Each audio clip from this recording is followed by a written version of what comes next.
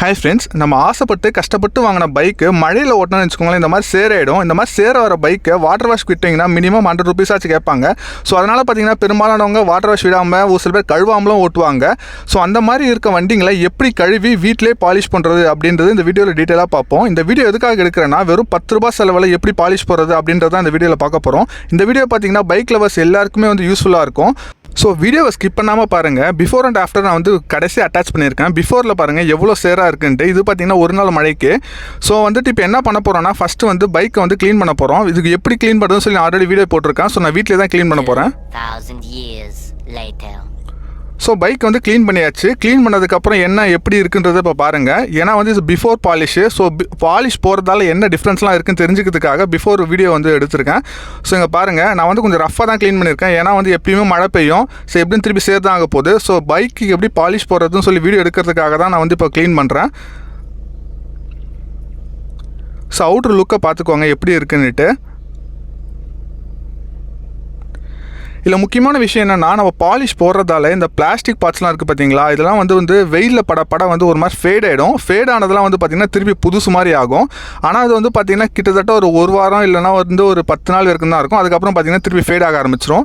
இந்த பாலிஷ் போடுறதால கலர்லாம் எதுவுமே சேஞ்ச் ஆகாது, ஒரிஜினாலிட்டிலாம் எதுவும் வராது. ஜஸ்ட் ஷைனிங் மட்டும் தான் வரும். பட் ஆனால் பார்க்கறதுக்கு ஒரிஜினல் மாதிரியே இருக்கும். நம்ம பாலிஷ் பண்ணுறதுக்கு யூஸ் பண்ணுற பாலிஷ் பார்த்தீங்கன்னா மோட்டோமேக்ஸ். இது பார்த்தீங்கன்னா 20 rupees.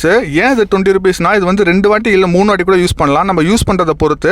ரொம்ப அழுத்தி தேய்ச்சிட்டோம்னா பாலிஷ் வெளியே போயிடும். ஸோ லிமிட்டாக தேய்ச்சோன்னா கண்டிப்பாக 3 வாட்டி வரைக்கும் யூஸ் பண்ணலாம்.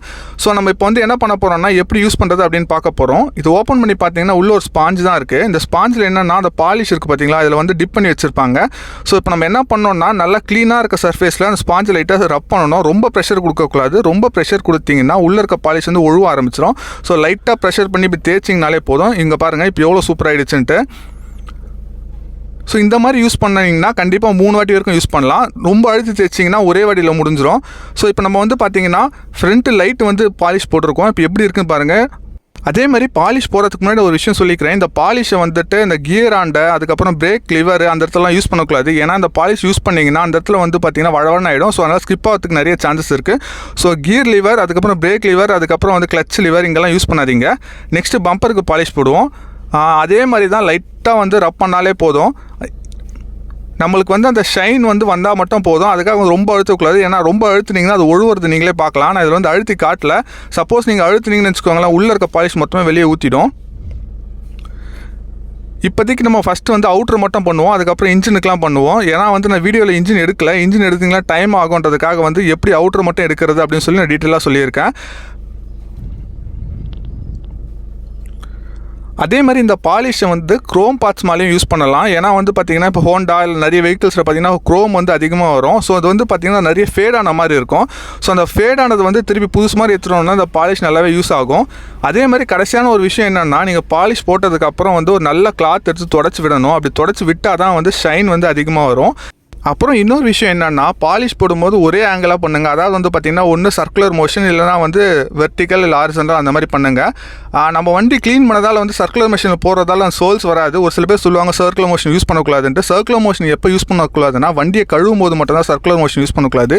ஏன்னா சர்க்குலர் மோஷன் யூஸ் பண்ணிங்கன்னா அது ஸ்வோல் மாதிரி வந்துடும். எப்பயுமே லீனியர் இல்லை ஹாரிசான்டலாக தான் யூஸ் பண்ணணும். ஆனால் பாலிஷ் போடும்போது அந்த பிரச்சனை இல்லை. ஏன்னா நம்ம ஆல்ரெடி க்ளீன் பண்ண சர்ஃபேஸ் தான். அதேமாதிரி இன்னொரு விஷயம் என்னென்னா, பாலிஷ் பண்ணுறதுக்கு முன்னாடி வண்டியை கழுவி இருக்கணும். அப்படி இல்லைனா வண்டி ரொம்ப க்ளீனாக இருக்கணும். சப்போஸ் டஸ்ட் இருக்குன்னா தொடச்சிட்டு பாலிஷ் போடுங்க. இல்லை டஸ்ட்டோட பாலிஷ் போட்டிங்கன்னா அது அந்தளவுக்கு யூஸாக இருக்காது. ஏன்னா டஸ்ட்டு மேலே பாலிஷ் போடும்போது அந்த டஸ்ட்டை ஸ்க்ராச்சஸை உண்டாக்கிடும். அப்புறம் இன்னொரு விஷயம் ஆல்ரெடி சொன்ன மாதிரி தொடச்சி விடணும்னு சொன்னேன். சப்போஸ் தொடச்சி விடாமல் விட்டிங்கன்னு வச்சுக்கோங்களேன், பாலிஷ் அப்படியே மேலேயே இருக்கும். அந்த பாலிஷ் மேலே டஸ்ட் ஏறிடும்.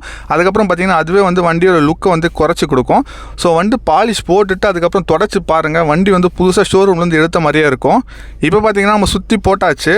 நெக்ஸ்ட்டு சைட் மிரருக்கு எப்படி போடுவோம்னு பார்ப்போம். ஏன்னா சைட் மிரர் தான் பார்த்திங்கன்னா ரொம்ப ஒஸ்ட்டாக இருக்குது. இங்கே பாருங்கள், ஏன்னா வண்டியில் வந்த சைட் மிரர் இது ஒரு 5 வருஷம் ஆகிடுச்சு. ஸோ வெயிலில் பட்டு சுத்தமாக ஃபேட் ஆகிடுச்சு. ஸோ இதில் பாலிஷ் போடும்போது என்ன ஆகுதுன்னா, அந்த பிளாக் ஃபேட் ஆனது ஒரிஜினல் பிளாக் வருது. பட் ஆனால் பார்த்தீங்கன்னா அந்த ஸ்க்ராச்சஸ்லாம் போகல.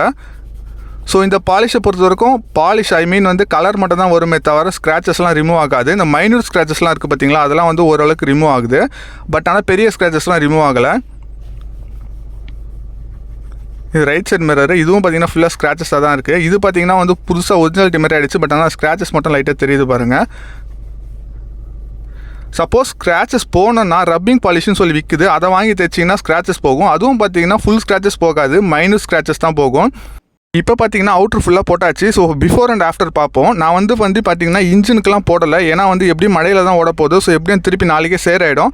ஸோ பாலிஷிங் எப்படி இருக்குது அப்படின்றது காட்டுறதுக்காக தான் இந்த வீடியோ எடுத்தேன். ஸோ இப்போ பாருங்கள் பிஃபோர் எப்படி இருந்துருக்குன்ட்டு, இப்போ வந்து பாருங்கள் ஆஃப்டர் எப்படி இருக்குன்ட்டு. அப்படியே வண்டி வந்து டோட்டலாக மாறிடுச்சு. ஷோரூம்லேருந்து எடுத்த மாதிரி புதுசு மாதிரி இருக்குது. ஸோ நீங்களும் இந்த மாதிரி வந்து வீட்டிலே ட்ரை பண்ணி பாருங்கள். ட்ரை பண்ணிவிட்டு ரிசல்ட் எப்படி இருக்குன்னு சொல்லுங்கள். இது இல்லாமல் வந்து மார்க்கெட்டில் வந்து நிறைய வேக்ஸ் வந்து கிடைக்குது. ஸோ அதே மாதிரி பார்த்திங்கன்னா நிறைய பாலிஷும் கிடைக்குது. அதுவும் வந்து 1 by 1 ட்ரை பண்ணி பார்ப்போம். இது நான் வந்து பார்த்திங்கன்னா மோட்டோமேக்ஸ் யூஸ் பண்ணியிருக்கேன். நீங்கள் வந்து வேறு ஏதாச்சும் நல்லா இருந்ததுன்னா சொல்லுங்கள், நான் வந்து அடுத்து அதை ட்ரை பண்ணுறேன்.